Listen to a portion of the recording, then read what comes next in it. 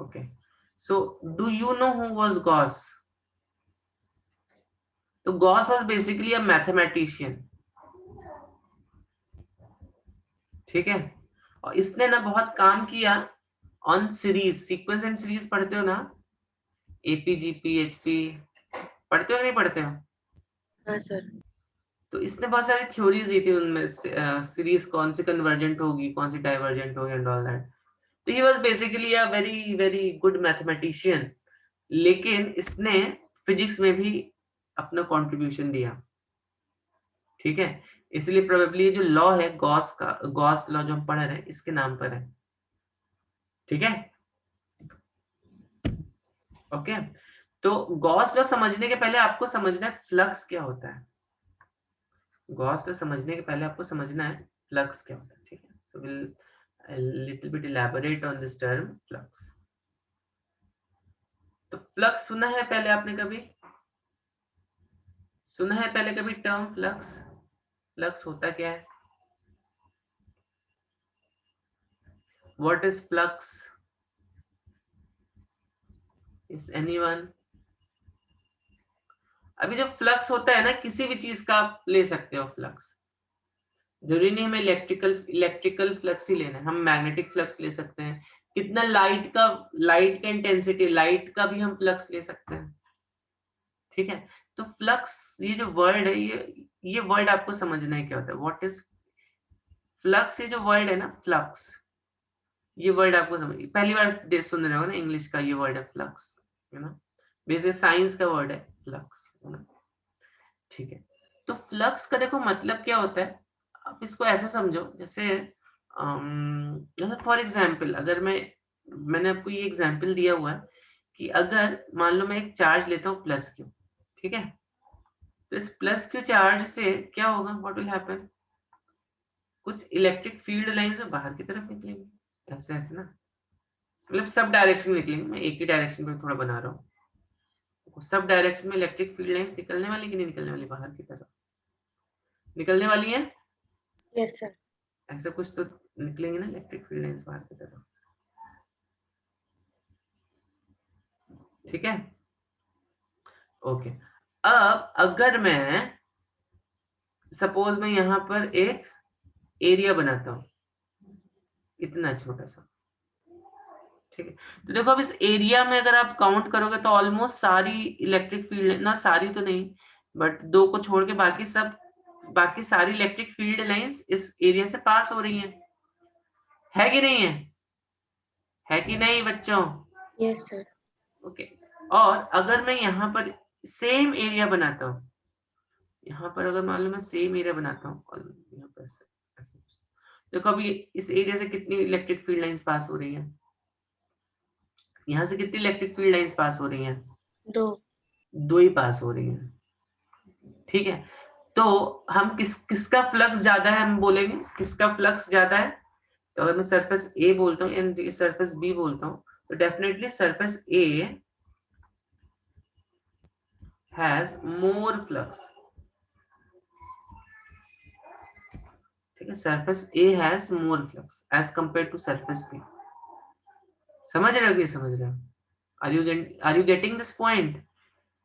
Are you getting this point? Yes sir. समझ में आ रही है बात?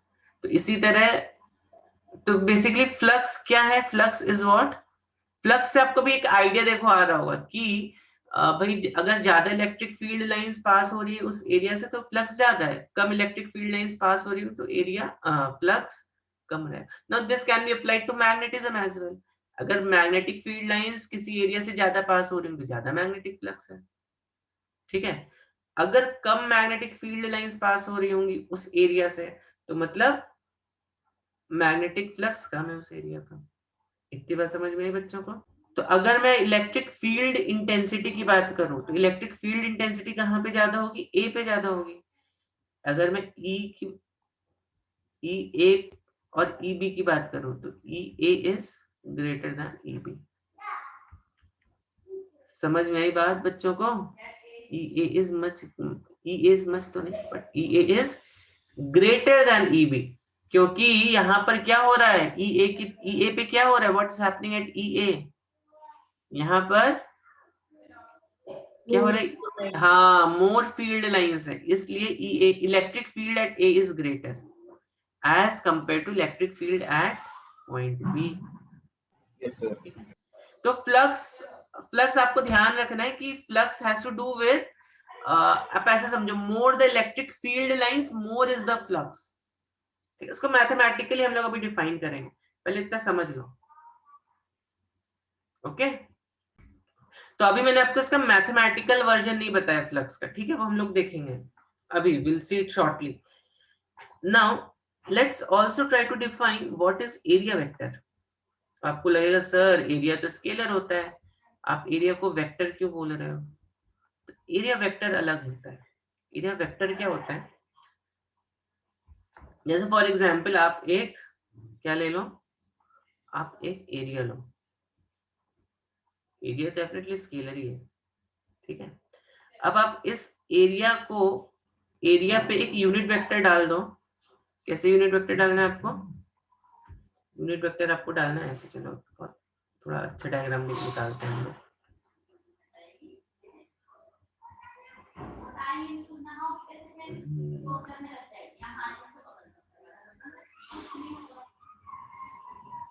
यहाँ पे ठीक है,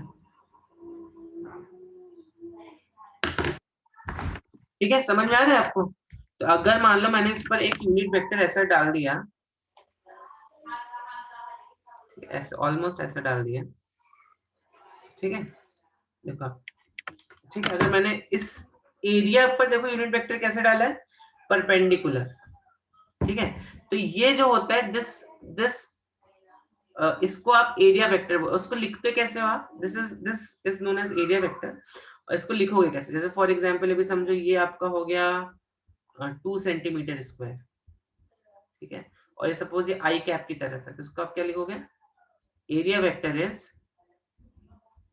2 आई कैप सेंटीमीटर स्क्वायर, आप ऐसे लिख सकते हो इसको, ठीक है। समझ रहे हो नहीं समझ रहे हो? समझ रहे हो? सिंपल सा कंसेप्ट है एरिया वेक्टर, मतलब कोई भी प्लेन है, जो भी एरिया है आपका, उसके परपेंडिकुलर आपको एक यूनिट वेक्टर लगा देना है, ठीक है। जैसे फॉर एग्जांपल अभी देखो, late me show you video on this. तो ये समझो मेरे पास एक एरिया है ये, ठीक है। सो एरिया वेक्टर क्या होगा इसका, एक आपको यूनिट वेक्टर लेना है which should be perpendicular to this, a unit vector which is perpendicular to this, that's area vector। इसको अगर आपने, आपका एरिया ऐसा है, तो unit vector will be perpendicular like this, ठीक है, क्लियर है, ठीक है कि नहीं? ओके तो this is how you define a area vector.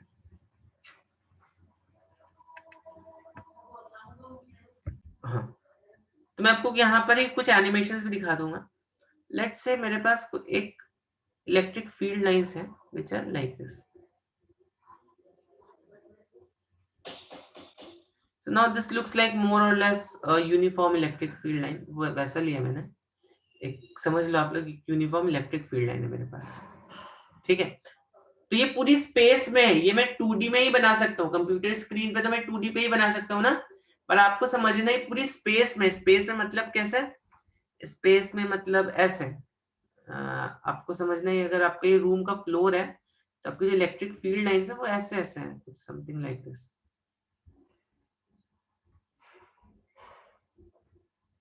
समझ रहे हो? यू गेटिंग दिस और नॉट? Yes sir. तो ऐसा 3D में है ये, ऐसे समझना है, ठीक है। अब अगर मैं यहाँ पर एक क्या करता हूँ, एक एरिया ऐसे रखता हूँ, सम एरिया एफ कैप, तो ये आपका व्यू कैसा है, हाउ इज दिस व्यू? तब देखो जैसे फॉर एग्जांपल अगर आप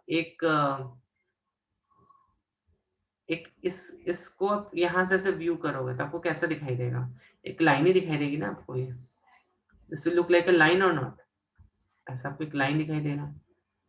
अगर आप यहाँ से इसको व्यू करते हो तो आपको एक ये रेक्टेंगल दिखाई देगा ना, ठीक है। Yes sir. ठीक है, समझे बात को? Okay so yes. तो यहाँ से आप देख रहे हो तो आपको एक लाइन की तरह दिखाई दे रही है, यहाँ से देख रहे हो तो एक रेक्टेंगल की तरह दिखाई दे रही है, ठीक है। और यहाँ पर अगर आप देखोगे तो यहाँ पे बहुत सारी इलेक्ट्रिक फील्ड लाइंस यहाँ पे ऐसे आ रही है ना, लाइक दैट, ठीक है। समझ में आ रहा है? Okay okay. तो अब यहाँ पर देखो, यहाँ पे तो आपको समझ में आई कि ये क्या है? तो चलो मैं इसको यहाँ पे ऐसे बना रहने देता हूँ। और आपका लाइन ऑफ व्यू कैसा है? आपका लाइन ऑफ व्यू ऐसा है, दिस इज योर,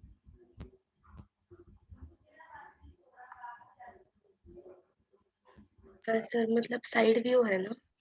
हाँ साइड व्यू है ये, this is a front view, ठीक है। ये टॉप व्यू हो जाएगा like that, we are seeing it like that. तो इसका अगर मैं इसका एरिया वेक्टर का जो वेक्टर को अगर मैं निकालूंगा तो आपको नहीं लगता ऐसा हो जाएगा, ऐसा निकलेगा ये,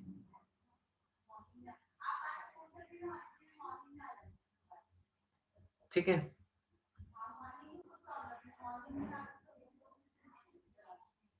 ठीक है, area A vector this thing, ठीक। ऐसे लिखेंगे ना इस एरिया वेक्टर को ए। और देखो ये क्या है, मेरा ई है, ई भी तो वेक्टर क्वांटिटी होता है, ठीक है। तो फ्लक्स को मैथमेटिकली हम कैसे डिफाइन करते हैं? फ्लक्स को पहले तो सिंबल देखो, फ्लक्स का क्या है, ये सिंबल होता है फ्लक्स का, फाई, ग्रीक लेटर फाई। और फ्लक्स हम डिफाइन करते हैं dot product of E dot A, E dot A. This is a mathematical definition of flux, this is mathematical definition of flux, ठीक है। समझ में आई बात? इसको लिख लेना जल्दी से। और अगर आपको कभी कभी बुक्स में ऐसा भी दिया रहता है E dot D A, D A का मतलब क्या हो गया? जब भी अगर यहाँ पे डी ए लिख दिया है तो डी ए मतलब इसको बहुत छोटा कर दो, इस एरिया को छोटा कर दो, तो that is the meaning of D A. इतनी बात समझ में आई बच्चों को? Yes sir. तो फ्लक्स का अगर आपको एसआई यूनिट देखना है, तो इलेक्ट्रिकल फ्लक्स की अगर मैं बात करूं, मैग्नेटिक फ्लक्स और एसआई यूनिट कुछ और होता है, वो बाद में देखेंगे। बट इलेक्ट्रिकल फ्लक्स का एसआई यूनिट क्या हो जाएगा बताओ जरा? ई का एसआई यूनिट क्या होता है? Newtons per coulomb into metre square, newtons per coulomb into metre square, या newton metre square upon coulomb, that's the SI unit of flux. तो अभी आपको देखो आड़ी टेढ़ी एसआई यूनिट्स मिलने वाली है आगे आगे, जैसे जैसे आप आगे बढ़ोगे वैसे जैसे आपको ऐसे आड़ी टेढ़ी एसआई यूनिट्स मिलेंगी, ठीक है। तो this is how mathematically we define a flux, ठीक है। अब देखो यहाँ पर अगर मैं इसको, चलो अभी अभी अगर आपसे मैं एक क्वेश्चन पूछता हूँ, चलो मैं आपको लिखने का टाइम दूंगा, सो डोंट वरी, इसको चलो मैं रब कर देता हूँ, इसकी कुछ जरूरत नहीं है अभी, ठीक है, समझ में तो आ ही गया है, ठीक है। अभी चलो आपसे एक प्रश्न पूछता हूँ, आप लिखते भी जा रहना और अपने इस प्रश्न का, मेरे इस प्रश्न का उत्तर ढूंढना। तो चलिए ये क्या है, आपके फील्ड लाइंस हैं, ये मेरी फील्ड लाइंस है, ठीक है। और ये क्या है, अगर मान लो मैंने एरिया ऐसा ले लिया, तो यहाँ पे बताओ मतलब एट सम एंगल थीटा, आप अगर ये देखोगे this is at some angle which is theta, तो अब यहाँ पर बताओ फ्लक्स कितना हो जाएगा? तो अगर मैं एरिया वेक्टर की बात करूं तो एरिया वेक्टर मेरा भी कैसा है, एरिया वेक्टर मेरा भी ऑलमोस्ट ऐसा है, ठीक है। तो अब आप यहाँ पे मुझे सोच के बताओ यहाँ पे फ्लक्स कितना होगा, इस केस में फ्लक्स कितना होगा, ठीक है, बताओ जल्दी से। अगर so before I tell you this, इसके पहले मैं जस्ट आपको एक वीडियो दिखाता हूँ, जस्ट सी माय वीडियो, उसके बाद हम लोग will just go ahead with this derivation. और इलेक्ट्रिक फील्ड लाइंस कैसी कैसी है इस पूरी स्पेस में, मैंने आपको बोला यस प्रूवा करेक्ट आंसर, इस पूरी स्पेस में इलेक्ट्रिक फील्ड लाइंस कैसी है मेरी? Electric field lines like this, like this, like this. I have electric field lines like this. ठीक है, I am getting electric field lines like this. Correct Wardha. ठीक है, अब आप ऐसा समझो, अब आप यहाँ पर ऐसा समझो कि ये क्या है मेरा, this is my area vector. ये क्या है, दिस इज एरिया वेक्टर. ये तो एरिया वेक्टर है मेरा. ठीक है, ये क्या है मेरा, ये है मेरा एरिया वेक्टर. यहाँ पर ऐसा. ठीक है, और यहाँ पर देखो, अभी यहाँ पर अगर मेरे फील्ड लाइंस ऐसी है, फील्ड लाइंस अगर मेरी ऐसी है, ठीक है, तो अब देखो फील्ड लाइन और एरिया वेक्टर के बीच में एंगल कितना है? फील्ड लाइन और एरिया वेक्टर 0 है. ठीक है, करेक्ट. ओके, अब अगर मैं इसको थीटा डिग्री टर्न कर देता हूं, देखो यहाँ पे फील्ड, ये मेरा ये वाला पेन कौन सा है, this small one, this is area vector. ठीक है, और ये इलेक्ट्रिक फील्ड लाइंस है. अभी दोनों both are parallel to each other, तो दोनों के बीच में angle is 0. Okay, and the moment it turn it slightly, जैसे ही मैं इस एरिया को थीटा डिग्री पे टर्न करता हूं, वैसे ही ये मेरा एरिया वेक्टर भी थीटा डिग्री टर्न हो जाता है. ठीक है, समझ रहे हो? देखो यहाँ पर, तो अगर मैंने इसको अगर मैंने थीटा डिग्री यहां से टर्न किया, मतलब यहां से थीटा डिग्री टर्न किया मैंने, तो आपको नहीं लग रहा है ये वाला भी थीटा डिग्री टर्न हुआ है? Yes sir. Yes sir. कहने का मतलब ये है कि अगर मैंने, तो कहने का अर्थ ये हुआ कि पहले तो देखो ये कितना, ए और ई के बीच का एंगल कितना था? इस केस में थीटा कितना था? इस केस में थीटा 0 डिग्री था. ठीक है, इस केस में थीटा 0 डिग्री था. ठीक है, और यहां पर देखो, यहां पर मैंने क्या किया, इसको मैंने थीटा डिग्री टर्न कर, इस एरिया को थीटा डिग्री टर्न कर दिया. दैट मींस व्हाट, अगर मैं इसको लेता हूं, मतलब if I just take it, if I take a kind of मतलब इसको मैं ऐसा एक इस स्टैंडर्ड लाइन अज्यूम करता हूं, तो देखो यहाँ पे ये तो मैं थीटा हो गया. ठीक है, और ये भी तो देखो ये थीटा हुआ, मतलब ई का डायरेक्शन ये है, ई का डायरेक्शन ये है. ई से एरिया वेक्टर कितने डिग्री इंक्लाइंड हो गया? थीटा डिग्री इंक्लाइंड हो गया ना. तो ई का डायरेक्शन ये है, और अभी ए का डायरेक्शन ये हो गया, विच इज थीटा. अभी जैसे मैंने आपको वीडियो में दिखाया था. ठीक है, तो फाई कितना हो जाएगा? What will be the value of phi? Phi will be E A, कितना हो जाएगा? E A cos theta. क्यों? बिकॉज यू नो फाई जो होता है, क्या होता है, फॉर्मूला हमने फाई का डिफाइन कर दिया है आपके लिए. What is the formula for phi? Phi is E dot A ना, phi is E dot A. ठीक है, ई डॉट ए होता है. यहां पर देखो, यहाँ पर फ्लक्स कितना होगा? यहाँ पे cos थीटा 0 होगा, यहाँ पे थीटा 0 हो जाएगा. ठीक है, तो अभी इस केस में flux will be how much? E A हो जाएगा. मैक्सिमम फ्लक्स पास करेगा इस केस में. समझ में आ रही है बात कि नहीं आ रही है बात बच्चों को? तो इस केस में ई ए cos थीटा होगा. अच्छा, अभी अगर मैं, हाँ यस, हाँ, अब अगर मैं lines of electric field lines ऐसे निकालता हूँ. कैसे निकालना इलेक्ट्रिक? ऐसे निकालना इलेक्ट्रिक फील्ड लाइंस. ठीक है, इसमें बताओ फ्लक्स कितना होगा? जल्दी बच्चों बताना, फ्लक्स कितना होगा? तो आपको फ्लक्स समझ में आ रहा है कि flux is depending on the orientation of area also. ठीक है, तो अगर मान लो मैंने एरिया को ऐसे रख दिया, तो समझो मैंने एरिया को ऐसे रख दिया, अब बताओ फ्लक्स कितना होगा? तो ये एरिया है मेरा, तो ई का डायरेक्शन क्या है यहाँ पर? ई का डायरेक्शन मेरा ये है, this is the direction of E. और अगर आप एरिया वेक्टर की बात करोगे, एरिया वेक्टर का डायरेक्शन इज दिस.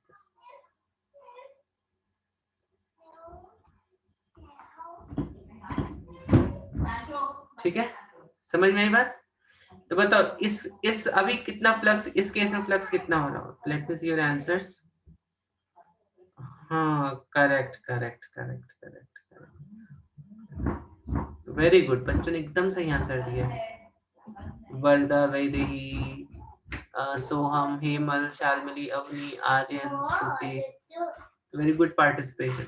तभी यहाँ पर देखो एंगल कितना हो जाएगा, यहाँ पर angle will be 90 degrees. Flux क्या होता है, ई ए कॉस थीटा, थीटा को क्या पुट कर दोगे, कॉस 90, तो दिस विल बी 0। इस केस में आपका फ्लक्स कितना आ जाएगा, इस केस में फ्लक्स आ जाएगा 0। ठीक है, समझ में आई, आ रही बात बच्चों को? ओके। फिर वो 90 परपेंडिकुलर कैसे हुआ? क्योंकि देखो ना एरिया वेक्टर कैसा है, area vector is in this direction and electric field lines का डायरेक्शन इज लाइक दिस, है कि नहीं है? है कि नहीं बच्चों? हाँ हाँ है ना, yes. इसलिए परपेंडिकुलर हो गया। देखो ना ए का वेक्टर ये बनाया मैंने, ई का direction is like this, this is direction of E ना, ई का डायरेक्शन ऐसा, ए का डायरेक्शन ऐसा, ठीक है। चलो ओके, अब अगर मैं अपना फील्ड लाइन ऐसे बनाता हूं तो क्या फ्लक्स नेगेटिव हो सकता है? क्या फ्लक्स नेगेटिव हो सकता है? बताओ यस और नो। अगर मुझे फ्लक्स, क्या हम बोल सकते हैं फ्लक्स नेगेटिव है? फ्लक्स बिल्कुल नेगेटिव हो सकता है, ठीक है। अगर सपोज मैं अपना एरिया वेक्टर अगर मैं ऐसे बना देता हूं, देखो अगर मैं एरिया वेक्टर ऐसे बना देता हूं लाइक दिस, देखो ठीक है। अगर एरिया वेक्टर में देखो ऐसा बनाता हूँ, ये ए हो गया, ये ई हो गया, ठीक है। तो यहाँ पे जो फ्लक्स होगा मेरा, ये फ्लक्स कितना होगा, तो यहाँ पर देखो सॉरी, ई का जो डायरेक्शन है वो, ई का डायरेक्शन ऐसा है, ए का डायरेक्शन है, देखो दोनों दोनों के बीच में एंगल कितना है, ई और ए के बीच में, E is this, A is this, दोनों के बीच में एंगल इज 180 डिग्री। फ्लक्स यहाँ पे कितना है, ई A cos 180 which is minus e, ठीक है। करेक्ट। तो आप देखो यहाँ पर आप इसको ऐसे भी सोच सकते हो कि भाई जब क्या बोलते हैं, जब फ्लक्स अंदर सरफेस के अंदर आ रहा है तो पॉजिटिव है, देखो फ्लक्स सरफेस के अंदर आ रहा है तो पॉजिटिव है, और फ्लक्स जब सरफेस से यहाँ पर क्या हो, क्या फ्लक्स सरफेस से बाहर जा रहा है ना, है कि नहीं है? यहाँ पे क्या हो रहा है, यहाँ पे फ्लक्स जो है वो सरफेस से बाहर जा रहा है, तो यहाँ पे फ्लक्स क्या हो गया, flux comes out to be negative minus E, समझे? तो फ्लक्स अगर अंदर आ रहा होगा तो take it as positive, flux अगर बाहर जा रहा है तो take it as negative, correct. तो आप इसको क्या बोल सकते हो, इनसाइड मतलब पॉजिटिव, करेक्ट। तो आप हम इसको ऐसे लिख सकते हैं, इनसाइड, इनसाइड मतलब इट इज पॉजिटिव और गोइंग आउटसाइड मतलब इट इज नेगेटिव, ठीक है। समझ में आई बात, ये समझ में आई ये बात बच्चों को? Yes sir. ये आपका दरवाजा हो गया, फील्ड लाइन ऐसे आ रही है तो दे आर गोइंग इनसाइड, ठीक है। समझ रहे नहीं समझ रहे आप? ठीक है। और अगर कोई चीज अगर आपकी एक्चुअली इसको एरिया वेक्टर्स के टर्म्स में समझो, एरिया वेक्टर समझो आपका रूम ये है, आप ऐसा समझो आपका, इसको इससे अच्छा तो ये ऐसा समझो, ये आपका एक रूम है, ठीक है। यहाँ पर एक दरवाजा लगा हुआ है, तो एरिया वेक्टर का डायरेक्शन हम सपोज ये मतलब क्या, वो अंदर की तरफ ही डायरेक्शन कर रही है। तो अगर कोई पर्सन ऐसे आ रहा हो तो आप क्या बोलोगे, अंदर आ रहा है, करेक्ट और नो? और अगर कोई पर्सन अगर ऐसे, ये अंदर की तरफ, ये रूम है आपका, और कोई पर्सन अगर ऐसे जा रहा हो तो आप क्या बोलोगे, बाहर जा रहा है, ऐसे तो बोलोगे आप, है कि नहीं है? तो यहाँ पे फ्लक्स में वही है, अगर फील्ड लाइंस एरिया वेक्टर के डायरेक्शन के अलोंग है तो मतलब वो अंदर आ रही है, अगर फ्लक्स लाइंस एरिया वेक्टर के डायरेक्शन के ऑपोजिट है मतलब बाहर जा रही है, सिंपल लॉजिक, ठीक है। I hope this is clear to you. Okay, sir. Okay. तो अज्यूम करो अभी ये क्या है, मेरा फील्ड लाइंस है, ठीक है, और आई ट्राई टू ड्रॉ एक यहाँ पे, I just try to draw it, एक यहाँ पर मान लो एक सिलेंडर है,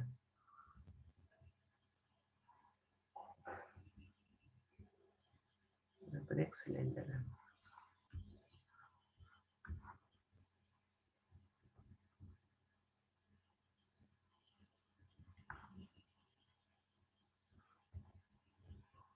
ठीक, दिस इज सम सिलेंडर, और सिलेंडर समझना कैसा दिख रहा है आपको, ठीक है, तो इसका एरिया ए है, ये फ्लक्स जो आपका ई है, और इसकी लेंथ मान लो एल है। तो अब आप थोड़ा सोच के बताओ, इस सिलेंडर से टोटल फ्लक्स कितना पास हो रहा होगा, इस सिलेंडर से total flux passing through this cylinder is how much, total flux passing through this cylinder is how much?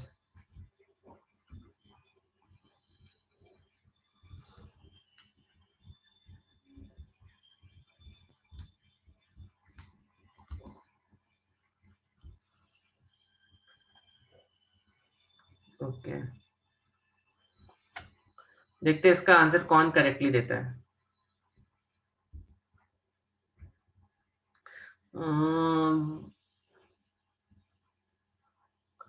Okay, तो किसी का करेक्ट आंसर आएगा तो I will just tell you.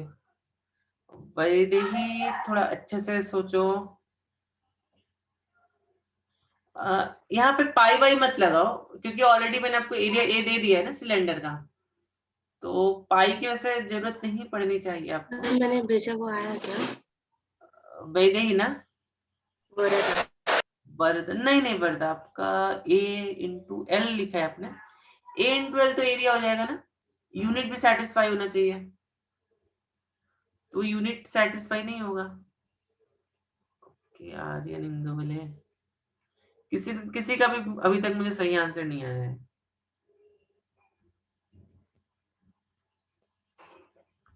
किसी का भी मुझे अभी तक सही आंसर नहीं आया है। हाँ, अथर्व का आ गया, very good Atharva, yes Atharva, very good. और किसी का कुछ? चलो जल्दी से इसको देख लेते हैं। देखो सिंपल, देखो यहाँ पर सिलेंडर में, ओके, और किसी का कुछ आंसर है? नहीं, वॉल्यूम ऑफ सिलेंडर कैसे हो जाएगा? नो, अगर आप वॉल्यूम ऑफ सिलेंडर बोलो that is also wrong. Total, देखो टोटल फ्लक्स, मैंने बोला टोटल फ्लक्स कितना पास हो रहा है, ओके, नहीं, देखो फ्लक्स का मतलब समझो, ठीक है, पहले इस एग्जाम्पल को देखते हैं, उसके बाद फिर हम जब गॉस लॉ करेंगे ना तो आपको और समझ में आएगा फ्लक्स क्या है। नहीं तन्वी नहीं, यहाँ पर हम देखो जो हमारा डेफिनेशन है, जो हमारा डेफिनेशन है उसके अकॉर्डिंग, ठीक है, चलो अभी I am not seeing the answers, I am just explaining this. तो हमारी डेफिनेशन के अकॉर्डिंग फ्लक्स, अगर मान लो मैंने इसको एरिया वेक्टर मैंने ऐसे ले लिया, ठीक है, पहले तो इस यहाँ पे हम 3 सरफेसेस लेंगे, इस सिलेंडर में हम 3 सरफेसेस लेंगे, एक तो ये सरफेस हो गई, ठीक है, फिर सिलेंडर हो गया मेरा अप्रोक्सीमेटली, और ये सरफेस होगी, ठीक है, इसको थोड़ा डॉटेड लाइन से इधर पे बना देते हैं। ओके, तो देखो इस सिलेंडर में एक तो मेरी एक एरिया वेक्टर ऐसा है, एक एरिया वेक्टर ऐसा है, ठीक है, ठीक है, और एक एरिया वेक्टर देखो ऐसा है,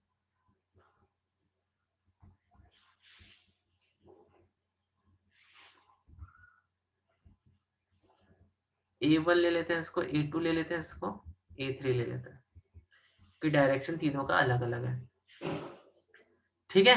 तो अब अगर जब यहां से जो यहाँ बताओ 5-1 निकालते, चलो 5-1 कितना हो गया, 5-1 का मतलब कितना हो गया, 5-1 हो गया माइनस ई डॉट ए, क्यों, क्योंकि ई तो ऐसे आ रही है ना, ई का डायरेक्शन तो ये है ना, और सिलेंडर का आपको मालूम है, इसका अगर मान लो मैं बोलता हूँ लेट मी, अगर मैं इसको बोलता हूँ A1 को A minus A I cap, ये कितना हो जाएगा? A आई कैप हो जाएगा, करेक्ट और नॉट?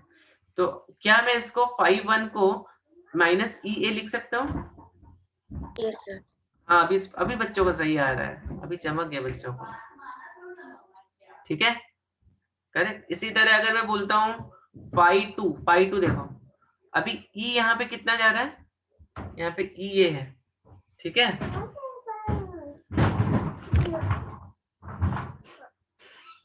यहाँ पे 5-2 कितना हो जाएगा? अगेन ई A2 जो भी इसका सरफेस एरिया है इनटू cos 90 हो जाएगा। यहाँ पे हो जाएगा कि नहीं हो जाएगा? यहाँ पे देखो ये एंगल कितना 90 डिग्री है, तो ये तो 0 ही हो जाएगा। इसी तरह अगर मैं 5-3 की बात करता हूँ तो यहाँ पर E इंटू ए हो जाएगा। और टोटल फ्लक्स कितना होता है? फ्लक्स एक स्केलर क्वांटिटी, डॉट प्रोडक्ट है ना, dot product is always a scalar quantity. तो जब आप इन तीनों सरफेसेस को ऐड करते हो 5-1 प्लस 5-2 प्लस 5-3, जब आप तीनों सरफेसेस को ऐड कर देते हो तो how much do you get? देखो ई ए से ई ए कैंसिल आउट, तो 0 है, तो 0 ही मिल जाएगा आपको, ठीक है। तो यहाँ पर हम क्या बोलेंगे? इसका फ्लक्स जो है वो 0 है, क्योंकि जितना फ्लक्स अंदर जा रहा है उतना ही फ्लक्स बाहर भी आ रहा है, ठीक, जितना फ्लक्स अंदर जा रहा है उतना ही फ्लक्स बाहर भी आ रहा है। तो अगर ऐसा सिचुएशन आपको मिलता है जितना फ्लक्स अंदर जा रहा है उतना फ्लक्स बाहर भी आ रहा है, दैट मींस वो उस केस में हम बोलेंगे टोटल फ्लक्स उसके अंदर 0, क्योंकि उसके अंदर कुछ फ्लक्स रहेगा ही नहीं। आप इलेक्ट्रिक फील्ड हटा लोगे एक्स्ट्रा, मतलब इसको इस सिलेंडर इस इलेक्ट्रिक फील्ड से बाहर लेके जाओगे तो फ्लक्स मतलब कुछ फ्लक्स उसके अंदर रहेगा नहीं, ठीक है। खुद का मतलब उसका कुछ फ्लक्स नहीं है, आप ऐसा भी समझ सकते हो इसको। समझ में आई ये बात? इसको आप और अच्छे से रिलेट करोगे जब आप गॉस लॉ देखोगे। एक्चुअली में गॉस लॉ इसके बाद आपको समझ में आएगा, ओके। इस केस को क्या बोलते हैं आपने बोला? देखो सिंपल से मैथमेटिकली समझो, अगर फ्लक्स 0 है, फ्लक्स 0 का मतलब क्या हुआ? जितना फ्लक्स अंदर आ रहा है उतना ही फ्लक्स बाहर भी जा रहा है, इसका मतलब ये हुआ, ठीक है। Yes sir. इनफैक्ट अगर यहाँ पे कोई भी आप सरफेस रख दोगे, कैसी भी सरफेस रख दो आप यहाँ पर, करेक्ट, नॉट नेसेसरी आपको एक सिलेंडर ही रखना, कैसी भी आप स्फीयर रख दो एक, ठीक है, आप एक कोई भी क्लोज सरफेस रख दो यहाँ पर, तो इस क्लोज सरफेस से जितना फ्लक्स अंदर आ रहा है उतना ही फ्लक्स बाहर भी जा रहा है, ठीक है। तो यहाँ पर हम क्या अज्यूम करते हैं? इस केस में भी फाई 0 है, इस केस में भी फाई 0 है,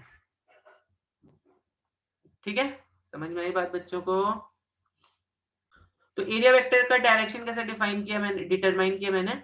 जनरली कोई भी सरफेस रहता है उसकी बाहर के एरियाज हम लेते हैं, अंदर के एरियाज कभी नहीं लेते, जनरली इट इज सीन। अगर वो क्वेश्चन में स्पेसिफाई तब आप उस क्वेश्चन के according low, but area vector generally हम बाहर की सरफेसेस से लेते हैं, ठीक है। अगर आप यहाँ पर अंदर का भी ले लोगे, अगर आप यहाँ पर ऐसे भी ले लेते हो एरिया वेक्टर, यहाँ पे एरिया वेक्टर ऐसे, यहाँ पर एरिया वेक्टर कैसे होगा? फिर ऐसे हो जाएगा, यहाँ पर एरिया वेक्टर कैसे हो जाएगा? ऐसे हो जाएगा, लाइक दैट, समझ रहे हो? इट्स लाइक दैट, ठीक है। तो आप जनरली बाहर का एक कन्वेंशन बना लो, बाहर के एरियाज आपको लेने हैं हमेशा, ओके। एक्सटर्न जो बाहर एयर की तरफ जा रहे हैं वैसा एरिया वेक्टर लो, ठीक है। इसका इतना कुछ इस पे इतने कुछ वैसा मतलब ऐसा कुछ थियोरेटिकल क्वेश्चंस नहीं बनते हैं, बट ये आप एक अपना खुद का कन्वेंशन बना के चलो, कुछ कुछ चीजें ना खुद का कन्वेंशन बना के चल सकते हो आप, ओके। तो यहाँ पर मैं हमेशा ऐसा ही सॉल्व करता हूँ, कोई भी क्वेश्चन आ जाए गॉस लॉ का, एरिया वेक्टर आपको बाहर की तरफ लेना, उस सरफेस के अंदर नहीं लेना एरिया वेक्टर कभी भी। तो मेरा question almost most of the time सही रहता है। देखो नॉर्मली कोई भी एंगल रहता है उसको रेडियन में मेजर करते हैं ना, क्या डेफिनेशन रहता है? ये मान लो आर्क लेंथ है एस, ठीक है, ये थीटा है और ये आर है, तो S equal to R theta होता है हमेशा, theta equals to S by R, मतलब जो रेशियो ऑफ आर्क लेंथ और रेडियस जो है ये हमेशा कांस्टेंट रहने वाला है, ठीक है, तो रेशियो ऑफ आर्क लेंथ और रेडियस जो ये हमेशा कांस्टेंट रहेगा, ठीक है। तो this is definition of radians, ये 2 डायमेंशन में ना। सॉलिड एंगल देखो क्या होता है, व्हाट इज सॉलिड एंगल। इस पे मैंने ऐसे एक वीडियो भी बनाया, आप देख लेना अगर आपको चाहिए तो। अगर आप भूल गए सब कंसेप्ट तो मैंने YouTube पे कुछ वीडियोस डाले हैं। ये स्फीयर में देखते हैं, देखो कोन जैसा दिख रहा है ना आपको, बट एक्चुअली किसका पार्ट है ये एक स्फीयर का पार्ट है। मतलब अब समझो आप एक स्फीयर है मेरा, ठीक है, उसके सेंटर से मैं मान लो यहाँ पर एक छोटा सा मैंने एरिया ले लिया, तो I can connect it to all the points. तो आपको कोन की तरह दिखाई देगा कि नहीं दिखाई देगा ये? Yes, sir.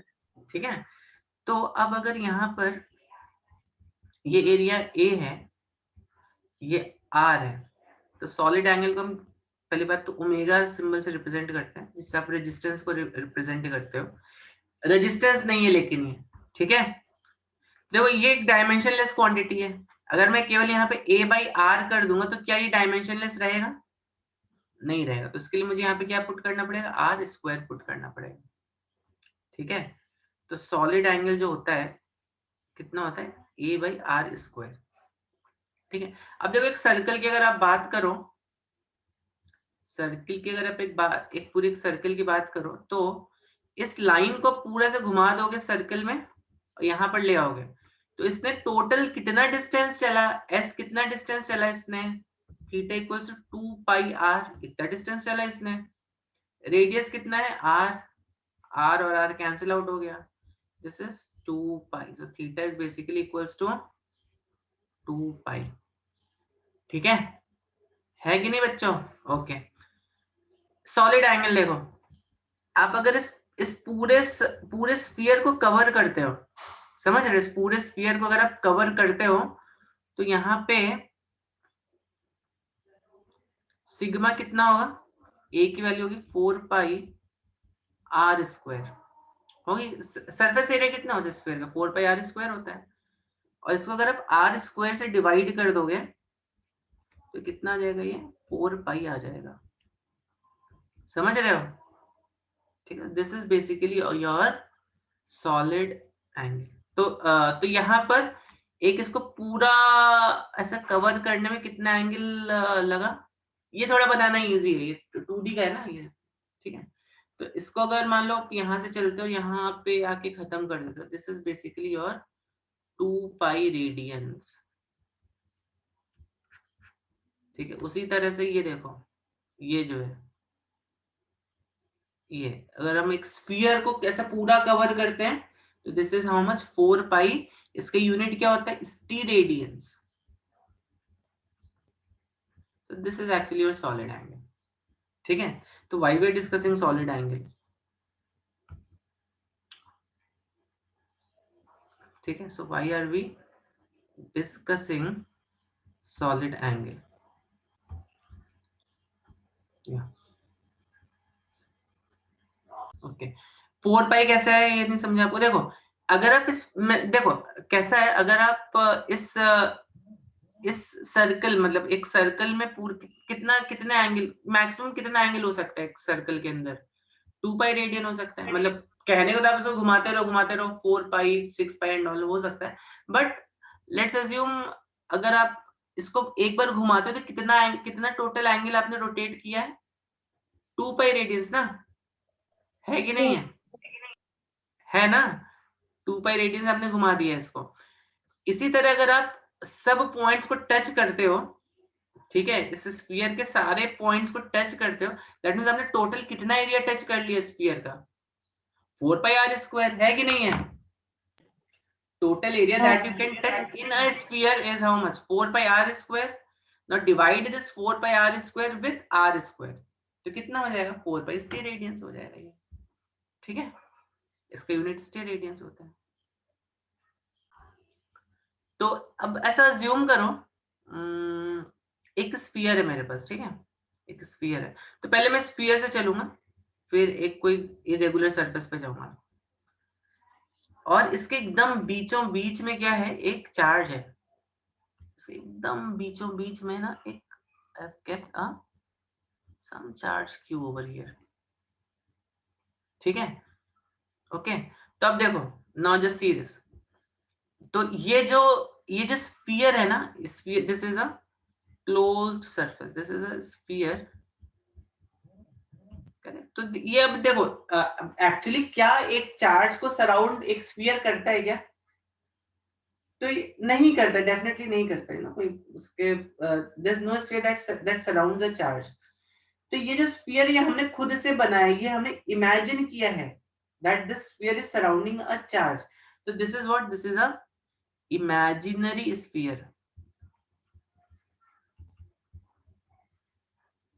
This is a imaginary sphere, correct. तो इसी को आप चाहो तो गॉसियन सरफेस भी बोल दो।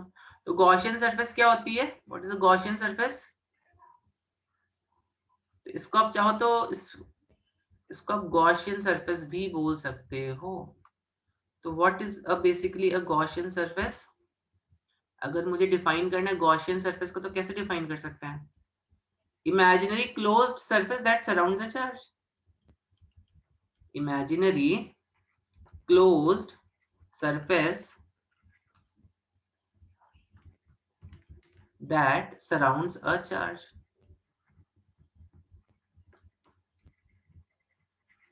ठीक है, तो ये होता है गॉसियन सरफेस। ठीक है कि नहीं है? समझ में आ रही है बात बच्चों को? Yes, sir. समझ में आ रही ना बात? ओके। तो अब यहाँ पर देखो, अब बहुत अच्छी चीज है यहाँ पे आपको दिखेगी। तो सपोज अब आप एक इमेजिन करना है आपको, ठीक है? आंखें बंद करो और इमेजिन करो एक चार्ज रखा हुआ है, उससे चारों तरफ क्या निकल रही है? इलेक्ट्रिक फील्ड लाइंस निकल रही है ना। यस एक चार्ज अगर आपने यहाँ पे रखा है तो इससे चारों ओर भाई इलेक्ट्रिक फील्ड लाइंस ऐसे निकल रही होंगी कि नहीं? स्पेस में सब डायरेक्शन निकल रही होंगी। यहाँ तो मैंने ये प्लेन में बनाया है, बट अब स्पेस में सोचो आप इस चीज को, स्पेस में सब डायरेक्शन में निकल रही होंगी ना, है कि नहीं है? Yes, sir. है ना, ओके। तो अब यहाँ पर देखो, अब अगर मैं यहाँ पर एक इलेक्ट्रिक फील्ड लाइन ऐसे बनाता हूँ, ठीक है? इलेक्ट्रिक फील्ड लाइन चार्ज से ऐसे निकल रही कहीं तो सम पॉइंट ऑन स्पेस, ठीक। और यहाँ पर देखो एक छोटू सा एक एरिया ले लेता हूँ मैं। तो इसका बताओ सरफेस एरिया का डायरेक्शन कहाँ पर, डीए का डायरेक्शन कहाँ पर होगा? डोंट यू थिंक डीए का बाहर की तरफ होगा? Very good. डीए का जो डायरेक्शन है वो बाहर की तरफ होगा। ये किसका डायरेक्शन है? ई का डायरेक्शन है कि नहीं है बच्चों? है ना, समझ रहा है? Yes, sir. नहीं, ओके। तो ई का डायरेक्शन ये है, डीए का direction is like this, okay. तो यहाँ पर अगर मैं फ्लक्स की बात करता हूँ, किसकी बात करता हूँ? फ्लक्स। तो यहाँ पे फ्लक्स कितना होगा बताओ जरा? ई डॉट डीए हो जाएगा, हो जाएगा कि नहीं हो जाएगा? Yes sir. और देखो आप ई को कहीं पे भी लो, ये because this is a sphere और चार्ज कहाँ पे रखा है? इसके सेंटर पे रखा है। तो कहीं से भी आप ई की डायरेक्शन लो, कहीं से भी लो, this will be true universally, you know. आप ई को अगर मान लो आप इलेक्ट्रिक फील्ड लाइन ऐसे लेते हो, इलेक्ट्रिक फील्ड लाइंस ऐसे लेते हो, और यहाँ पर आप मान लो एक छोटू सा एरिया बना देते हो, सरफेस एरिया ना, छोटा सा। तो आप क्या देखते हो भाई? डीए का डायरेक्शन ऐसा है। आप ई ए को कहीं पे भी बना के देखो, ई और डीए हमेशा 0 डिग्री ही बनाएंगे, है कि नहीं है? ई और डीए के बीच का जो एंगल है ना, ये हमेशा कितना रहेगा? ये हमेशा कितना रहेगा? कितना रहने वाला है बच्चों? 0 degrees. करेक्ट। अब आपने इंटीग्रेशन पढ़ा होगा, पढ़ा है integration? Yes, sir. Yes sir. Basic तो मालूम होगा ना। तो ये तो इसको मैं बोलूंगा this is D phi. D जब भी लग जाता है ना, तो डी का मतलब होता है बहुत ही small area, small flux, small area, small displacement, small time, you know, like that. तो यहाँ पे डी फाई मतलब स्मॉल फ्लक्स, डीए मतलब स्मॉल एरिया, ठीक है? तो अब इस जब हम डी फाई को, स्मॉल फ्लक्स को हम इंटीग्रेट करेंगे, ठीक है? तो यहाँ पे ना हम एक ऐसा साइन बना देते हैं। कैसा साइन? आपको कुछ बुक्स में ऐसा साइन बना हुआ दिखाई देगा, ऐसा साइन। अब आप देख के डर जाओगे ये साइन, कि बाप रे इंटीग्रेशन वैसे सर समझ में नहीं आता, इंटीग्रेशन में गोला क्या बना दिया आपने। ठीक है, तो ये जब भी आपको इस तरह का साइन दिखाई दे तो इसका मतलब होता है ओवर इट, मतलब उसकी पूरी कंप्लीट सरफेस पे। ठीक है, जैसे अगर मान लो मैंने एक सर्कल बनाया, एक एग्जांपल दे रहा हूं आपको, एक सर्कल बनाया और मैंने यहाँ पे स्मॉल ये dr लिख दिया, dr लेंथ लिख दिया। ठीक है, ओके, तो ये dr लेंथ है, ये dr is small length dr। ठीक है, तो अगर मैं ये ऐसे बना के यहाँ पे dr लिख देता तो इसका मतलब हुआ over it's complete length, over it's complete surface. तो बताओ यहाँ पे dr कितना होगा, सर्कल का कितना था सरकमफेरेंस, सर्कल का कितना होता है सरकमफेरेंस, जल्दी से बताओ। 2 पाई, बहुत ही सिंपल है। ठीक है, समझ रहे हो। अगर मैं एक स्क्वायर बना देता हूँ यहाँ पर और मैं लिख देता हूँ यहाँ पे dl, तो बताओ dl कितना होगा अगर इसकी लेंथ l है। L square. No, l square क्यों होगा, dl ना, dl तो मतलब लेंथ हो जाएगा ना इसका, तो कितना हो जाएगा dl बताओ, dl कितना हो जाएगा, 4l हो जाएगा ना, स्क्वायर है ना ये, स्क्वायर के केस में क्या हो जाएगा, integral over it's complete length dl हो जाएगा। तो ये साइन कब आपको दिखाई देगा, जब सरफेस या कोई भी जो क्लोज फिगर के लिए आपको दिखाई देगा ये साइन। समझ में आ रही है बात, ये जो साइन है आपको ये किसी भी सरफेस के लिए या किसी भी लेंथ के लिए नहीं दिखाई देगा, length should be close, this a closed length. ठीक है, उसके लिए आपको ये साइन दिखाई देगा। इस साइन के लिए I can't use this sign, this symbol integral of this close, ये क्लोज्ड लेंथ के लिए रहता है, क्लोज्ड सरफेसेस क्लोज्ड लेंथ, उसके लिए हम ये साइन यूज करते हैं हमेशा। ठीक है, तो अब यहाँ पे इसको कैसे आप पढ़ोगे, how will you read this, समझ में आया, इस साइन का मतलब समझ में आया, Yes, sir. इंटीग्रेशन और गोला। ओके, तो इस साइन का मतलब हुआ, how do you read this, flux over a complete surface, flux over it's complete surface. इसको अब ये पढ़ोगे ना, flux over it's complete surface कितना है, flux over it's complete surface कितना है, तो यहाँ पर E तो कांस्टेंट है थ्रू आउट, कांस्टेंट रहेगा कि नहीं रहेगा। अगर आप यहाँ पे Q लेते हो और आप एक सर्कल बना देते हो ना, अगर आप यहाँ पर एक अच्छा सा सर्कल बना देते हो तो हर पॉइंट पे E तो सेम ही रहने वाला है, रहने वाला है कि नहीं रहने वाला है, देखो हर पॉइंट पे E का जो वैल्यू वो तो सेम रहेगा, इस पॉइंट पे भी E का वैल्यू सेम रहेगा, इस पॉइंट पे भी E का वैल्यू सेम रहेगा, इस पॉइंट पे भी E का वैल्यू सेम रहेगा, रहेगा कि नहीं रहेगा बच्चों, क्यों, because E is kq/r², E तो ये होता है, E kq/r² होता है। ठीक है, तो E को हम लिख सकते हैं यहाँ पे kq/r², तो कांस्टेंट है, और ओवर इंटीग्रल फॉर dA। अब बताओ dA का total area of this sphere कितना होगा, what will be the total area of this sphere, tell me total area of this sphere कितना होता है स्फीयर का टोटल सरफेस एरिया कितना होता है, जल्दी बताओ बच्चों, 4πr² होता है कि नहीं होता है, Yes, sir. Yes, sir. होता है ना, और Yes, ये sir. k की वैल्यू क्या है, k की वैल्यू है 1/4πε0। ठीक है, यही है, तो देखो 4 पाई कैंसिल, r² कैंसिल, क्या बचा total flux phi which is, आप इसको यहाँ पे इंटीग्रल का साइन भी, केवल इंटीग्रल का साइन भी लगा सकते हो, E into dA which is equal to q/ε0। देखो आया कि नहीं आया, and in fact this is the statement of your, this is the only statement of your, यही आपको गॉस लॉ का स्टेटमेंट भी है, this is the statement for Gauss law. ठीक, शालमली कुछ डाउट है आपको, समझ में आई बात बच्चों को, यस सर अपने वहां पे मतलब 4 पाई स्क्वायर से वो डायरेक्टली कैसे कट किया, उस पे इंटीग्रल का साइन है ना, तो फिर वो 4 पाई बाहर आके नहीं, ओके, स्क्वायर का जब आप इंटीग्रल होगा ना। I'll tell you, देखो सिंपल सा लॉजिक है, ये जो इंटीग्रल है आपका यहाँ पर, जब आप इसको ऐसे लिख देते हो इंटीग्रल ऑफ डी ए, तो अब बताओ यहाँ पर टोटल सरफेस एरिया कितना है, कितना है टोटल, आप बताओ शालमली कितना होता है स्फीयर का total surface area? 4 pi square. तो इसको हम क्या लिखेंगे, इस इंटीग्रल ऑफ डी ए को हम ये लिख सकते हैं ना 4 पाई आर स्क्वायर, यहाँ पर है कि नहीं है? Yes sir. बस वही लिखा है यहाँ पर, ओके सर। ठीक है, ओके। तो इस डेरिवेशन को पहले लिख लो जल्दी से आप लोग सभी बच्चे। सर और ये डायमेंशनली कैसे मैच करेंगे हम? क्या क्या? इसको डायमेंशनली कैसे मैच करेंगे? वो पाई का आपने बोला था newton metre square upon coulomb होता है, तो हाँ, तो ये डायमेंशनली मैच है ना ये। यहाँ पे क्या मैंने कुछ डायमेंशंस थोड़ी ना बदले, ई को मैंने बस ई को मैंने k Q by R square रखा है, और नहीं, यहाँ जो फाइनल आया है क्यू बाय एप्सिलॉन नॉट वो। तो देखो डायमेंशन ही मैच होगा। मैंने आपको क्या बताया था, पाई के डायमेंशंस क्या होते हैं, what are dimensions of pi?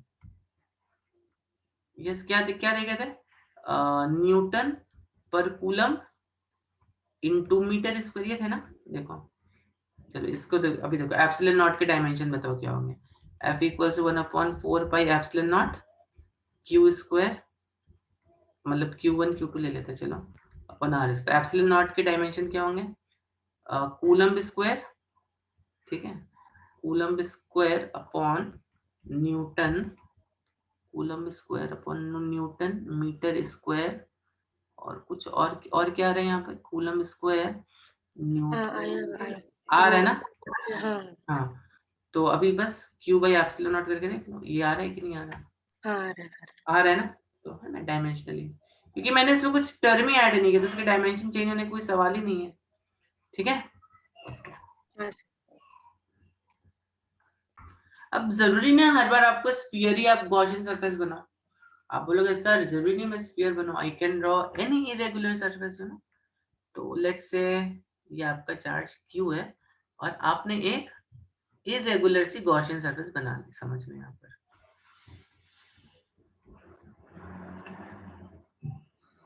Yes yes संस्कार, आई विल डू दैट। अब समझो आपने यहाँ पर एक इरेगुलर सी गॉसियन सरफेस बना ली यहाँ पर, ठीक है।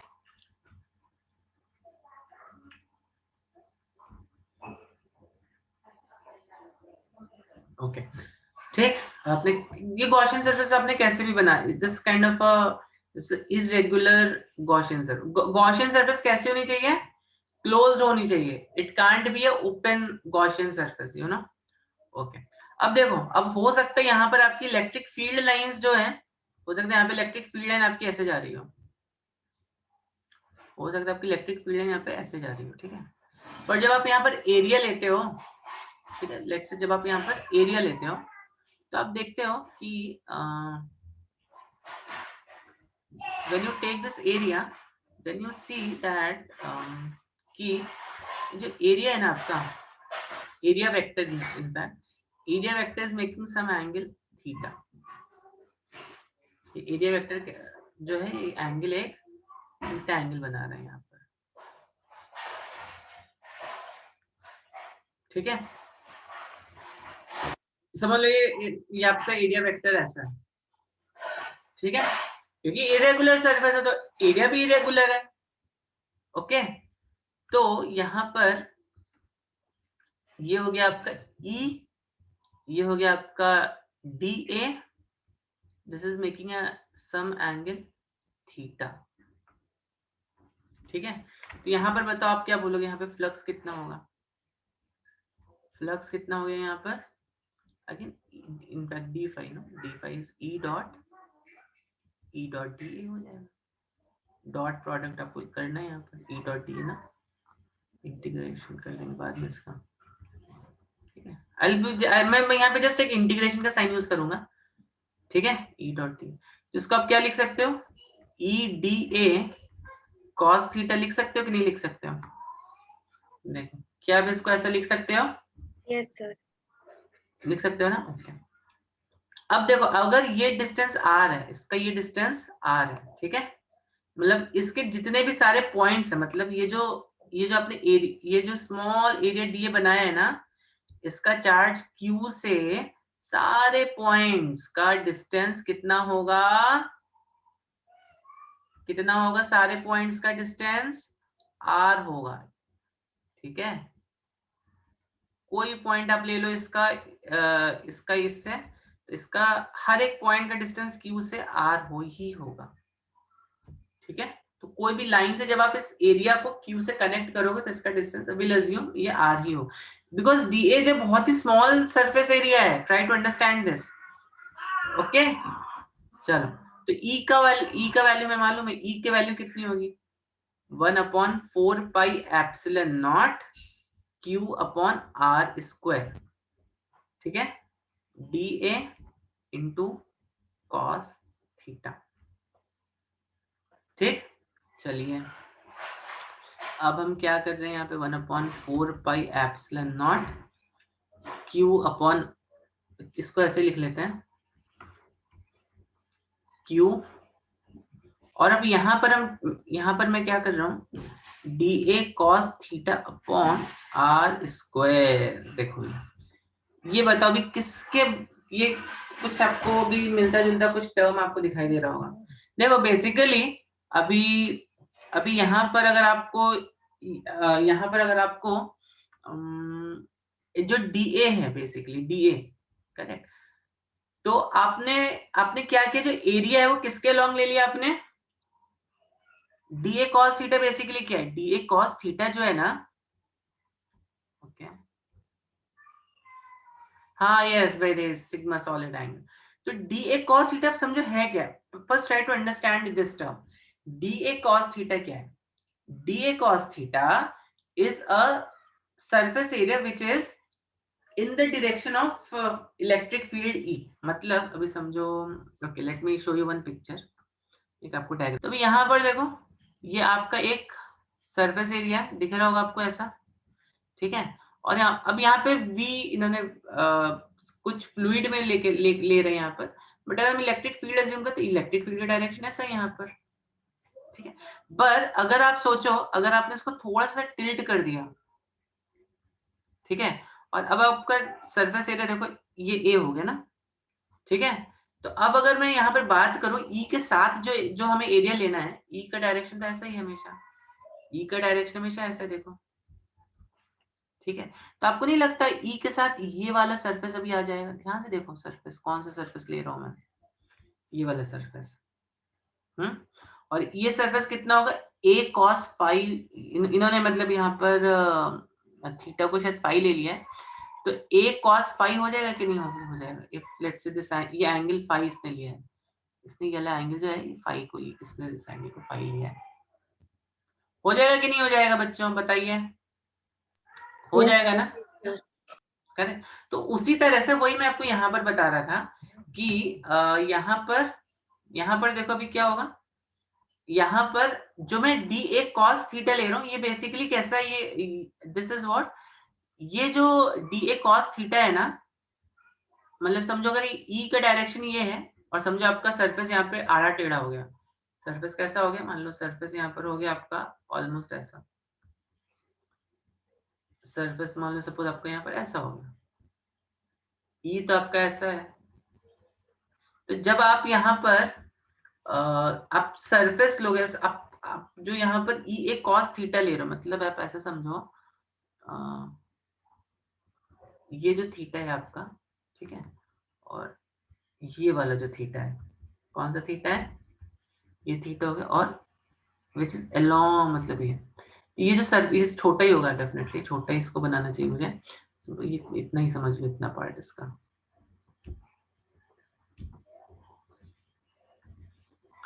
इतना ही पार्ट इसका समझ लीजिए आप लोग, ठीक है।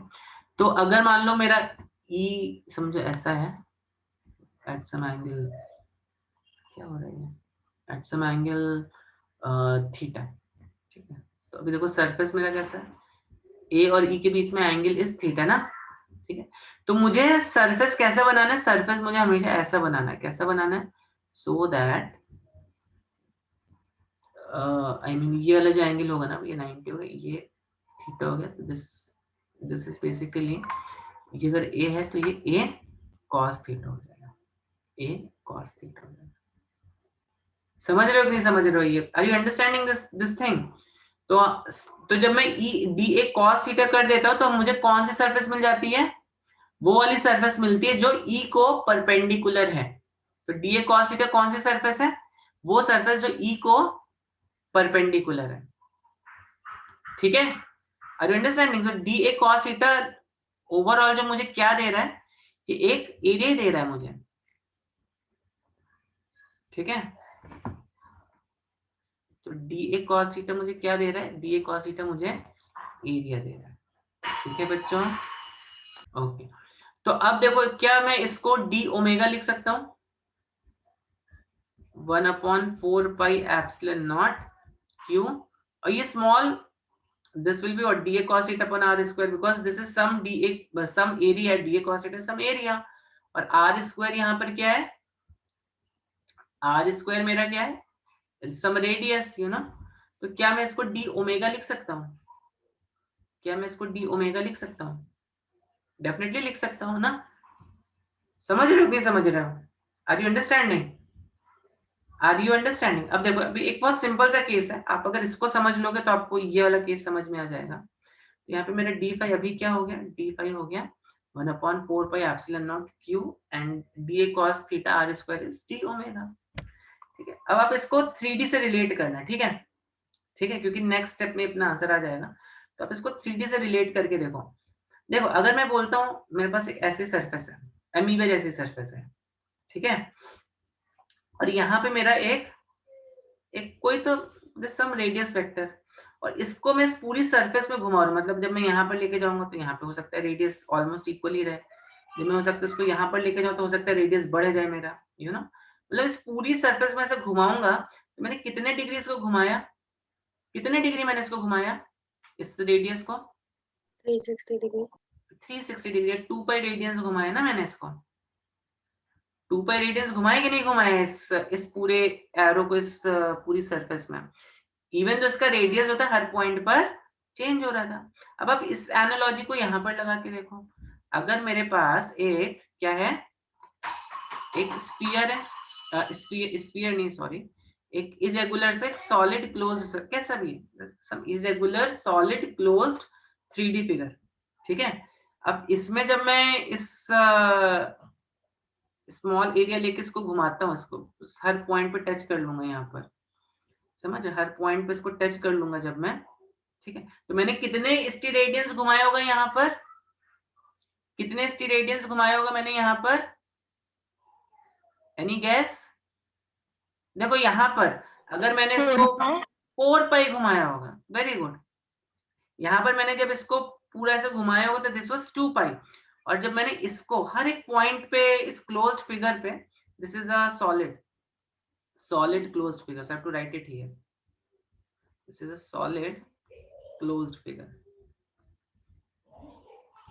ठीक है, तो इसको जब मैंने इस पे घुमाया होगा, इस पूरी क्लोज फिगर पे घुमाया होगा, तो मैंने डेफिनेटली 4 पाई स्टीरेडियंस घुमाया होगा इसको ना।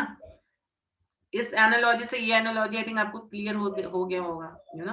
तो now next step is I integrated d5 1/4 pi epsilon not q, बाकी सब चीजें तो कांस्टेंट है, वेरी क्या कर रहा होगा? ये d5 वेरी कर रहा होगा। और जब मैं इसका पूरा स्टीरेट, मतलब जब मैं इसका पूरा इंटीग्रेट करता हूँ तो टोटल कितने स्टीरेडियन मुझे मिल जाएगा यहाँ पर? इस पूरे एंगल का सम कितना होगा? मैक्सिमम कितना हो सकता है? 4 पाई से तो ज्यादा नहीं हो सकता है, अगर मैंने पूरे हर एक पॉइंट को टच कर दिया एक बार। ठीक है, तो यहाँ पे 5 हो गया, और यहाँ पे कितना हो गया मेरे पास? 1/4 pi epsilon not q, maximum angle that I can get if I touch all the points is how much? 4 पाई। ठीक है, 4 पाई देखो कैंसिल आउट हो गया, तो फ्लक्स जो आपको कितना है? q by epsilon naught. That means what? Very important conclusion over here, that Gauss law का स्टेटमेंट, अभी आपको अगर कोई लिखने को बोले तो क्या आप कैसे लिख सकते हो गॉस लॉ का स्टेटमेंट? बहुत इंपॉर्टेंट कंक्लूजन है देखो यहाँ पर। गॉस लॉ का अगर कोई स्टेटमेंट आपको बोलता है लिखने के लिए तो आप ऐसे लिख दो गॉस लॉ का स्टेटमेंट।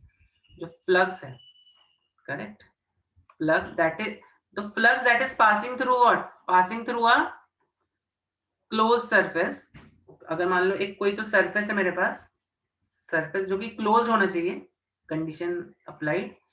यहाँ पे एक चार्ज Q है, Q कहां पर होना चाहिए, अंदर होना चाहिए, बाहर नहीं होना चाहिए। बाहर होगा तो फिर नेट फ्लक्स 0 हो जाएगा उसका, ठीक है, जितने फील्ड लाइंस अंदर आ रहे हैं उतनी फील्ड लाइंस बाहर भी जा रही है फिर, ठीक है। तो कंडीशन क्या है, चार्ज सरफेस क्लोज होना चाहिए, चार्ज कहां पर होना चाहिए, अंदर होना चाहिए, ठीक है। तो फ्लक्स को आप E.da अगर आपको लिखना है ऐसे तो लिख दो, कुछ प्रॉब्लम नहीं है। बट अगर आपको ये कैलकुलेट करने में डिफिकल्टी हो रही है तो गॉस ने बोला कोई दिक्कत नहीं है, आप डायरेक्ट ये वाला फॉर्मूला लगा दो, Q/ε0। और हमने देखा ये जो फॉर्मूला है Q/ε0, correct, it is not depending on what, it is not depending on surface. मैं सरफेस इरेगुलर लेता हूँ कुछ प्रॉब्लम नहीं, रेगुलर लेता हूँ कुछ प्रॉब्लम नहीं, सरफेस पे डिपेंड नहीं कर रहा है। जो फ्लक्स इक्वल्स टू Q/ε0 है, ये सरफेस पे डिपेंड नहीं कर रहा है। ये किस पे डिपेंड कर रहा है, ये केवल चार्ज इनक्लोज पर डिपेंड कर रहा है। तो यहाँ पर कंडीशंस क्या क्या है मेरे पास, Q क्या है, charge should be enclosed, charge should be enclosed. किसमें एनक्लोज होना चाहिए, किसमें एनक्लोज होना चाहिए, गॉसियन सरफेस, जो सरफेस हम ले रहे हैं कैसे ले रहे हैं, क्लोज्ड सरफेस पे एनक्लोज होना चाहिए, correct. Charge should be enclosed with in a closed surface, जिसको हम, जो कि इमेजिनरी सरफेस है, और इसी क्लोज इमेजिनरी सरफेस को क्या बोलते हैं, गॉसियन सरफेस बोलते हैं, ठीक है। इसी क्लोज इमेजिनरी सरफेस को हम बोलते हैं Gaussian surface. I hope this is clear to all of you. अभी तक प्रॉब्लम्स करेंगे तो आपको और अच्छे से समझ में आएगा ये। तो गॉस लॉ बेसिकली क्या है, what is Gauss law, Gauss law अगर आप देखोगे क्या है, कोई भी रेगुलर सरफेस है, उसके अंदर कोई चार्ज Q है, ठीक है, मान लीजिए Q1 है, ये Q2 है, तो यहाँ पे Q3 है। तो जो फ्लक्स इस सरफेस से निकल रहा होगा, समझ में आ रहा है, इस सरफेस से कुछ फ्लक्स निकल रहा होगा, और वो फ्लक्स कितना निकल रहा होगा, Q1/ε0 प्लस Q2/ε0। देखो गॉस लॉ से कितनी आसानी से हमने इस प्रॉब्लम को सॉल्व कर लिया, ठीक है। अदरवाइज अगर हम E.da लगाने जाते थे, समझ रहे हो बच्चों, अगर हम E.da लगाने जाते थे यहाँ पे पूरी सरफेस में हर एक पॉइंट पे, तो that was in fact mathematically also हमें फिर कैलकुलेट ही करने बैठना रहता था फिर हर सरफेस पे, ठीक है। तो फिर आपको एक बड़ा सा प्रोग्रामिंग लिखना रहता है उसके लिए, I mean you can do that, आजकल वैसे सॉफ्टवेयर्स अवेलेबल है, तो उसके लिए फिर आपको एक बड़ा सा प्रोग्रामिंग लिखना पड़ता है, बहुत कुछ तीन काम करना पड़ता है उसके लिए। तो गॉस लॉ से सोचो कितनी आसानी से ये प्रॉब्लम सॉल्व हो गया मेरा, समझ रहे हैं, are you getting this. Gauss law से ये प्रॉब्लम बहुत आसानी से सॉल्व हो गया, ठीक है।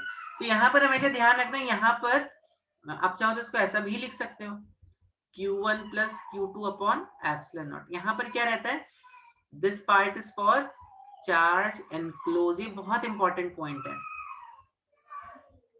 ठीक है। हम बाहर वाला चार्ज कभी भी कंसीडर नहीं करते, चार्ज एनक्लोज्ड करते हैं।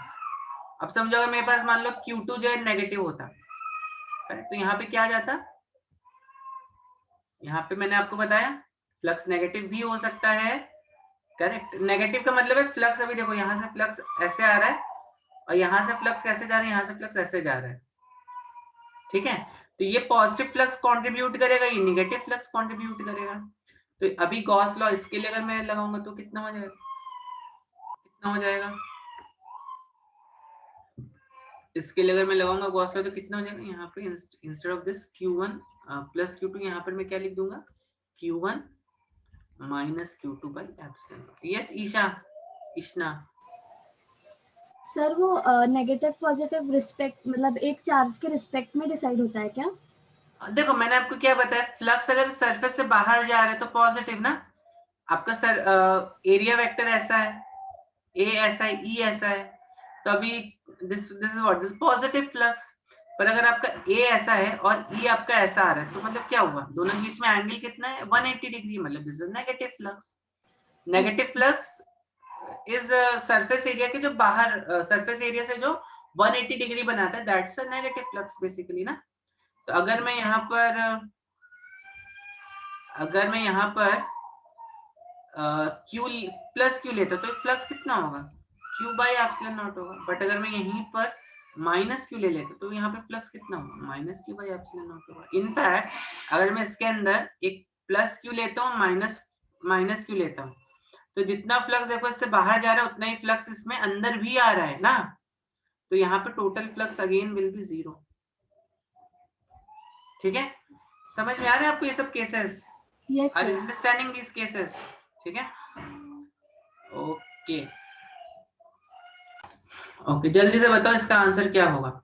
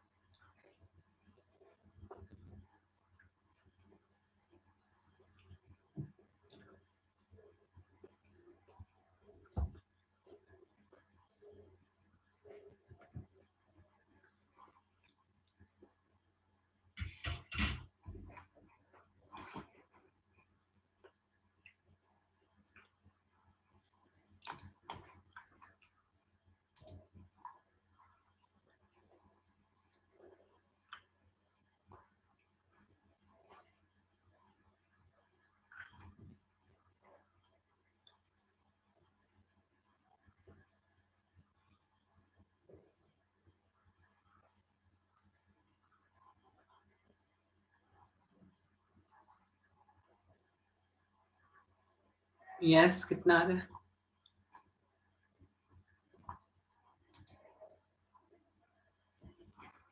ओके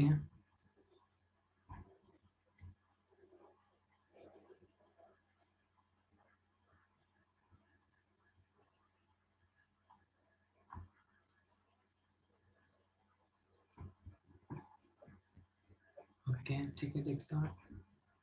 चलो तो कितना आ रहा है बच्चों का? सिंपल सा क्वेश्चन है, ए आ रहा है। अच्छा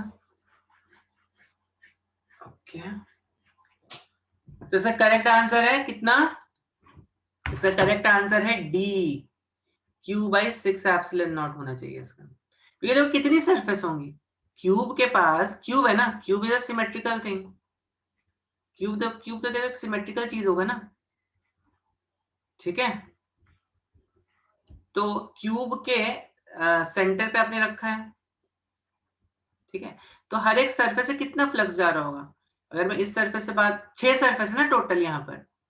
ठीक है, तो total flux will B 5, and because this cube is a symmetrical thing, तो हम यहाँ पे बोल सकते हैं कि हर एक सरफेस से 5/6 फ्लक्स जा रहा होगा, विच विल बी, तो टोटल फ्लक्स कितना होगा यहाँ पे, क्यू बाई एप्सिलॉन नॉट होगा। इसके बहुत ही सिंपल क्वेश्चन आते हैं एक्चुअली। अगर आपकी कंसेप्ट समझ में आ गया ना, तो इसके जो क्वेश्चंस बनते हैं बहुत ही सिंपल क्वेश्चंस बनते हैं। Flux is Q by 6 epsilon not.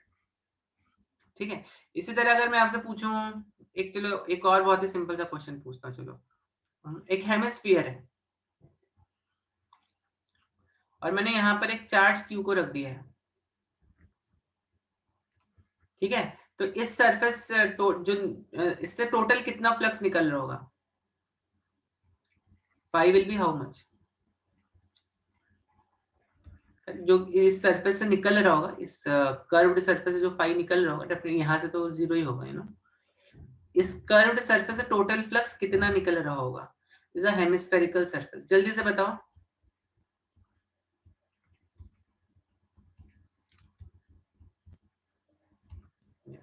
कितना? Yes, correct, very good, simple है। Correct correct correct. तो नंदिनी, वैदेही, श्रुति, वर्धा, करेक्ट। बहुत ही सिंपल सा लॉजिक है। देखो, अब अगर पूरी सरफेस से भाई अगर क्यू बाई एप्सिलॉन नॉट निकल रहा होगा, अब चाहो तो यहाँ चार्ज ने यहाँ पे रखा है ना, तो डेफिनेटली नीचे वाली सरफेस से कितना फ्लक्स निकल रहा होगा? क्यू बाई 2, क्यू बाई इसका हाफ निकल रहा होगा ना। Q बाई, तो फ्लक्स यहाँ पे Q बाई 2 एप्सिलॉन नॉट निकल रहा है। ठीक है, समझ में आया? अच्छा चलो अभी बताओ मुझे, अगर मान लो मैंने एक गॉसियन सरफेस लिया, ठीक है, और यहाँ पर मैंने 8 डाइपोल्स पुट कर दिए, यहाँ पे P is equal to QD है, ठीक है, डाइपोल का P इज मतलब हर एक चार्ज डाइपोल का Q है, Q plus Q minus like that. तो इससे भी कितना फ्लक्स निकल रहा होगा, जल्दी से बताओ, इस केस में कितना फ्लक्स होगा? यस, जल्दी से बताओ बच्चों, कितना होगा? देखो इसमें सॉल्व भी नहीं करना है, आपको मेंटली सॉल्व करना है ये सब question. Very good Shruti, very good Avani, very good Vaidehi, थोड़ा सोचो, स्पृहा वेरी गुड, वर्दा आप भी सोचो, वैदेही गुड, अथर सही आंसर है, वैदेही अभी सही आंसर दिया, शालमली वेरी गुड। देखो डाइपोल में क्या होता है, what happens in a dipole, what happens in a dipole, dipole में क्या होता है, प्लस Q माइनस Q होता है ना, सेपरेटेड बाय डिस्टेंस D, ठीक है, plus Q minus Q separated by distance D, okay, ठीक है। तो अब यहाँ पे प्लस Q भी है माइनस Q भी है, 8 डाइपोल का मतलब क्या है, प्लस Q भी है माइनस Q भी है, ठीक है ना, प्लस Q भी है और माइनस Q भी है, ठीक है। तो टोटल फ्लक्स कितना निकल रहा होगा, टोटल फ्लक्स कितना निकल रहा होगा, 0 हो जाएगा ना, करेक्ट। चलिए एक आपको एक और होमवर्क के लिए क्वेश्चन देता हूँ, नोट डाउन कर लो इस क्वेश्चन को, ये क्वेश्चन आपको होमवर्क के लिए, अगर आप अभी ऑन द स्पॉट सॉल्व कर सकते हो तो बहुत अच्छी बात है, बट ये आई थिंक ये एनसीईआरटी का क्वेश्चन है, ठीक है।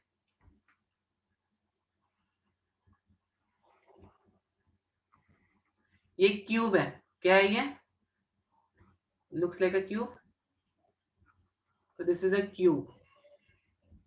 आपने चार्ज अब मालूम है कहां पे रखा है, चार्ज अगर आपने यहां पे रख दिया,